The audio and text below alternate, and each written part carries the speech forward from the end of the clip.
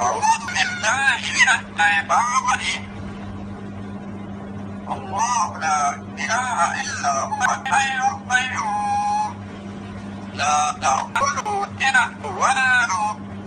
له ما في السماوات وما في الأرض والذي يشفع إلا بإذنه